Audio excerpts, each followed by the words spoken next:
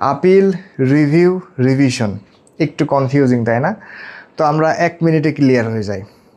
ধরেন একটা কোর্ট আপনার এগেনস্টে একটা রায় দিছে, আপনি বলতেছেন যে এই রায় আমি মানি না, মানব না, আমরা উপরের কোর্টে যাব, এই মামলাটা আবার শুনানি করব।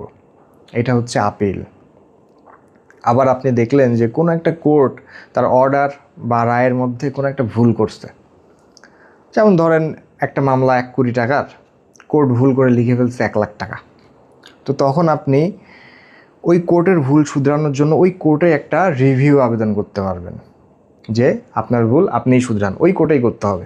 তো এই বিষয়টা একদমই মানে ক্রিকেট খেলায় যেমন ডিআরএস রিভিউ আমরা দেখি না, ঠিক একই রকম, যে প্লেয়াররা যদি আউট না পায় আম্পায়ারের কাছ থেকে, তো আম্পায়ারের কাছেই কিন্তু আবার রিভিউ করে যে আপনার ভুল আপনি এবার টেকনোলজি ইউজ করে দেখে শুধরান।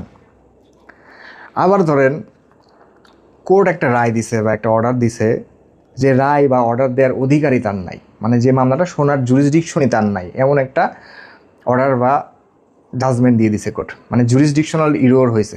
তো এই ধরনের যদি কোনো ভুল ভ্রান্তি হয়ে থাকে, তো তখন এটা রিভিশন করতে হয় আপার কোর্টে। তো আমরা যদি একবারে সামারি করি, আপিল মানে কি, আপার কোর্টে আমরা হিয়ারিং করব। রিভিউ মানে কি, সেম কোর্ট তার ভুলটা সেই সংশোধন করবে।